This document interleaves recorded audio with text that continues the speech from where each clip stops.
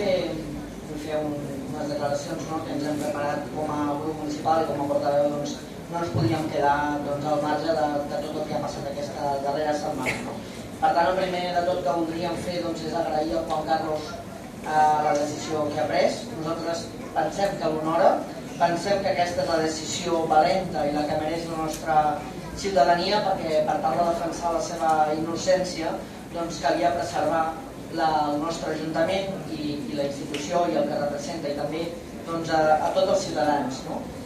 Si ens posem en context, fins fa una estona, permeteu-me la metàfora, estàvem a un regidor de tenir la meitat del govern investigat.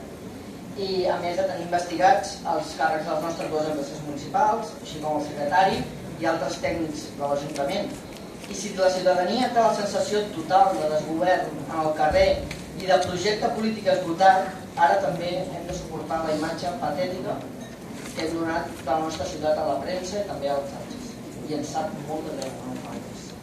El que ha passat és molt greu i era intolerable que l'equip de govern no fes res, no digués res, no expliqués res i que mai sapigués res, com si tot això no estigués passant. Ja sabem que és un malson per vosaltres, però també ho és per tots els ciutadans.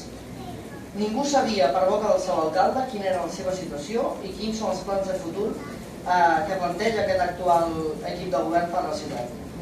I nosaltres creiem que aquest, el ple, és el lloc adient per explicar i donar compte a la ciutadania d'allò que passa. I per això, en el nostre compromís de mantenir un ajuntament de parets de vidre, volem deixar clar aquí al ple la postura d'Esquerra en referència a aquesta situació. No ens amaguem ni tampoc tenim por. I volem remarcar que defensem la presumpció d'innocència dels investigats i que nosaltres renunciem a fer cap judici de valor de la condició dels mateixos. Tant en el comunicat que vam fer el dia dels fets com ara en el nostre posicionament públic, volem deixar clar que només parlem de les responsabilitats polítiques que se'n deriven i que afecten a la nostra ciutat. La justícia serà la responsable de jutjar la part penal o la responsabilitat civil, si és que n'hi ha.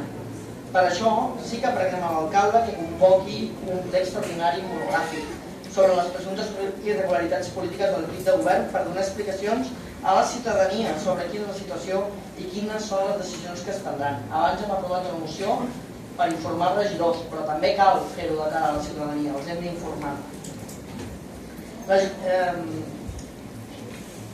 Alguna cosa hem de dir i alguna cosa hem d'explicar, perquè entenem que aquest no és un cas aïllat i sense repercussió, sinó que últimament anem a investigació per més. Per tant, donem l'oportunitat que sigui l'alcalde qui convoqui aquest ple extraordinari, però si no ho fa ja avancem que els republicans forçarem a que es dugui a terme. És l'única forma que tenim com a oposició a forçar que aquest equip de govern faci alguna cosa, digui alguna cosa. En resum, doncs, demanem un ple extraordinari per transparència i per respecte a aquest Ajuntament i als ciutadans per tal de salvaguardar la institució, la integritat i la imatge a la qual pertanyem. Gràcies.